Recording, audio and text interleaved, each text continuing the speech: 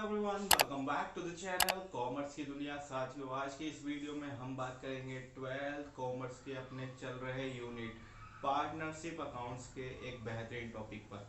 साथियों, आज के इस वीडियो में हम बात करने वाले हैं कि how to calculate interest on drawings.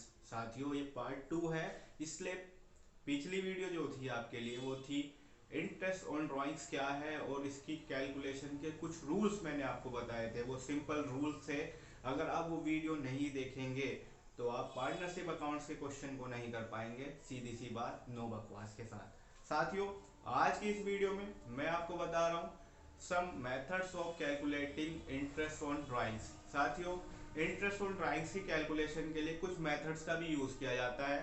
जो पिछली वीडियो थी वो सिंपल मैनर में इस हिसाब से थी कि आपको यदि पार्टनरशिप डीड होती है और आपका जो ड्राइंग्स है वो इक्वल अमाउंट के साथ होता है हर मंथ, तब वहां पर वो सिंपल वे में रूल्स रेगुलेशन जो है फॉलो किए जाते हैं। बट ये जो मेथड्स होंगे आज आपको जो बताए जा रहे हैं, ये मेथड यूज किए जाते हैं वहां जहां पर इरेगुलर टाइम या इरेगुलर अमाउंट जो है क्या की जाती है, ड्रॉ की जाती है किसी भी पार्टनर के द्वारा। तो ये वीडियो भी काफ़ी इंटरेस्टिंग होने वाली है, इसलिए मैं आपसे कहूँगा कि ये वीडियो भी आप अच्छे से देखें, जिससे आप इंटरेस्ट ऑन ड्राइंग्स का जो टॉपिक है उसे अच्छे से क्लियर कर पाएँ।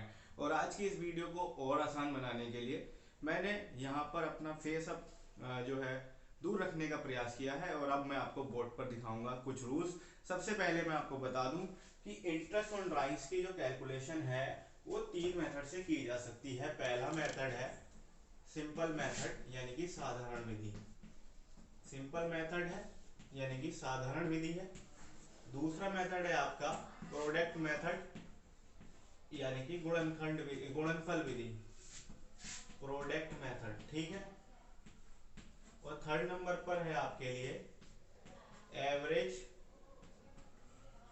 ड्यू डेट,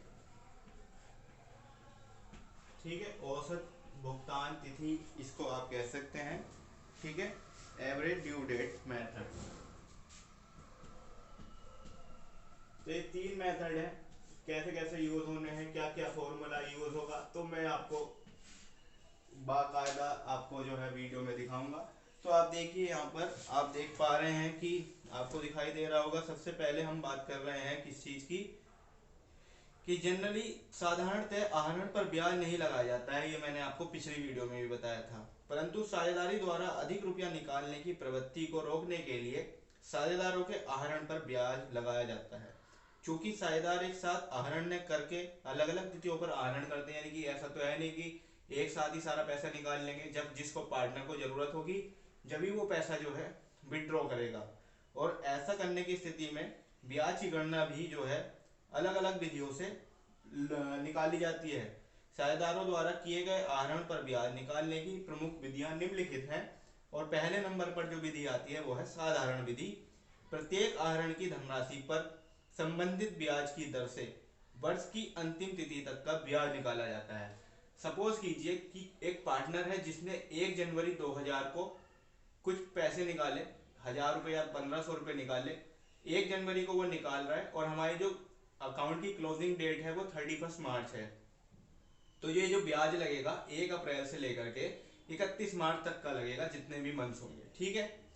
साथियों, अब अगर वो पार्टनर जनवरी के बाद किसी और मंथ में जो है पैसा विड्रॉ करता है, जैसे जुलाई में करता है, तो जुलाई से लेकर के मार्च तक की उस अमाउंट पे जितने मंथ उसने पैसा जितना महीने तक उसने पैसा रखा है अपने पास, उस समय उसको ब्याज देना होगा, ठीक है। ये तो था सिंपल मेथड। इसके बाद हम आपको बताएं, जो इंटरेस्ट ऑन ड्राइंग्स होता है, जो ब्याज आता है, इस ब्याज को जो है साझेदारी फर्म के लाभ हानि खाते के क्रेडिट पक्ष में लिखा जाता है। क्रेडिट साइड में क्यों? क्योंकि क्रेडिट साइड में लिखने का एकमात्र कारण है कि ये जो है फर्म के लिए क्या है, एक जो है प्रॉफिट है या फिर कहना चाहिए इनकम है।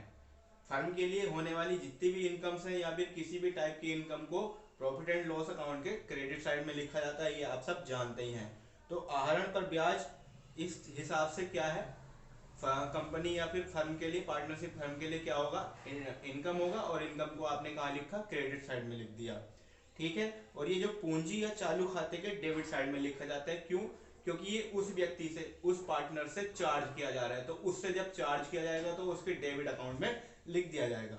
अब आपको बात समझ में सिंपल मेथड की। अब हम बात कर रहे हैं प्रोडक्ट मेथड की, यानी कि आपके गुणनफल विधि की। तो इस विधि के द्वारा भी आहरण पर ब्याज की गणना की जाती है। अब इसमें क्या होता है, इस विधि के अंतर्गत आहरण की तिथि यानी कि जो डेट आपने, जिस डेट पर आपने विड्रॉ किया है पैसा, उस डेट की अंतिम तिथि तक दिनों या महीनों की गणना कर ली जाती है। कि मान के चलिए आपने पहले महीने में पैसे निकाल लिए और लास्ट मंथ है 12 महीने का, तो 12 महीने का ब्याज लगेगा उस पर। तो हम मंथ गिन लेंगे कि इस पे कितने महीने का ब्याज लगेगा। इससे अगले, अगर उसने कोई और ड्राइंग किया है तो उसमें देखेंगे उसने कितने मंथ में वो उस अमाउंट को कितने मंथ तक लिया है, तो उस पर क्या करेंगे। अब सपोज कीजिए आपको 500 रुपये किसी पार्टनर ने जो है विड्रॉ किया और वो स्टार्टिंग में ही कर लिया, पहले ही मंथ में कर लिया, तो यानी कि उसे 12 महीने का जो है ब्याज देना होगा। तो 12 की मल्टीप्लाई 500 से करके 6000 रुपये प्रोडक्ट बन जाएगा। यानी कि टोटल प्रोडक्ट को हम ऐड कर लेंगे और टोटल प्रोडक्ट को ऐड करने के बाद जो भी रेट ऑफ इंटरेस्ट होगा उससे मल्टीप्लाई करके आप क्या करेंगे, या तो मंथ के हिसाब से डिवाइड कर लेंगे तो मंथली इंटरेस्ट निकाल लेंगे हम, या फिर 365 से डिवाइड करके हम पर डे का इंटरेस्ट निकाल लेंगे। ठीक है साथियों, इसका फॉर्मूला ये है, आपको दिखाई दे रहा होगा फॉर्मूला लिखा है। अगर आपको दिनों में कैलकुलेशन करनी है तो गुणनफल का योग, जो भी प्रोडक्ट आएगा उसका योग जो सम है, और मल्टीप्लाई ब्याज की दर, interest, rate of interest upon 365 into 100 अगर आप पर डे निकाल रहे हैं तो, और यदि आप दिनों में ब्याज निकाल रहे हैं, महीनों में निकाल रहे हैं तो प्रोडक्ट का योग multiply rate of interest upon 12 into 100। ठीक है साथियों, ये था आपका गुणनफल विधि। अब हम बात करेंगे औसत देय तिथि की, एवरेज ड्यू डेट मेथड की। इस विधि के अनुसार अंतिम तिथि को प्रस्थान बिंदु माना जाता है। ठीक है, और प्रत्येक आहरण की धनराशि का आहरण की तिथि से अंतिम तिथि तक के दिनों की गणना करके, यानी कि कितने दिन बैठे, ये सिंपल सी बात है, ये प्रोडक्ट मेथड की ही तरह से है कि जितने दिन तक उसके पास पैसा रहा है उतने दिन की क्या करेंगे हम, कैलकुलेशन कर लेंगे। सपोज कीजिए एक पार्टनर है जिसने 100 दिन तक के लिए अपने पास विड्रॉ कर लिया है पैसा, तो जो पैसा उसने विड्रॉ किया मल्टीप्लाई जितने दिन के लिए उसने किया multiply rate of interest upon 365 into 100। ये सिंपल सी उसी तरह का मेथड है जैसे प्रोडक्टिव मेथड है, बस इसमें प्रोडक्ट नहीं करने हम, बाद में मल्टीप्लाई करके लिख दे रहे हैं। तो ये 3 मेथड का प्रयोग होता है। और यहाँ पर नीचे लिखा है उपयुक्त में से किसी भी विधि द्वारा ब्याज की गणना करने के पश्चात इसकी जनरल में जो है क्या कर दी जाती है, प्रविष्टि कर दी जाती है, यानी कि जनरल एंट्री कर दी जाती है साथियों। जनरल एंट्री करने के लिए आपको क्या करना होता है, आहरण पर ब्याज की जनरल एंट्री करने के लिए सबसे पहले क्या करते हैं हम, पार्टनर्स कैपिटल अकाउंट को डेबिट करते हैं, और पार्टनर कैपिटल अकाउंट डेबिट करके कैश या फिर क्या कर दिया जाता है, यदि जो पार्टनर है उस पर चार्ज किया गया है तो partners capital account debit to interest on drawing, ये एंट्री आपकी बन जाती है। और इंटरेस्ट ऑन ड्राइंग जो है profit and loss appropriation account से क्या कर लिया जाता है, आपका जो है चार्ज कर लिया जाता है। Partners capital account debit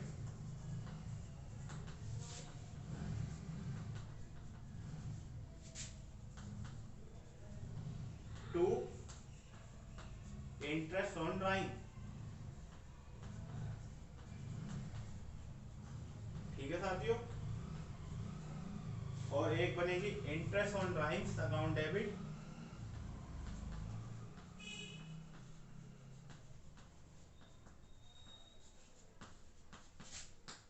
to profit and loss appropriation account. ठीक है, इसे जर्नल एंट्री की जाती है। तो ये छोटी सी वीडियो आपके लिए बहुत उपयोगी रही होगी साथियों। इस वीडियो को आप अच्छे से देखिए, समझिए, और यदि आपके लघु उत्तरीय अधिलघु उत्तरीय क्वेश्चन में आ जाता है कि भाई आहरण पर ब्याज की गणना करने की कौन कौन सी विधियां हैं, तो आप ये क्वेश्चन थ्योरेटिकल वे पे भी अपना तैयार कर सकते हैं। इसी तरह की और वीडियो के लिए बने रहे हमारे चैनल के साथ और देखते रहे कॉमर्स की दुनिया। Thank you so much.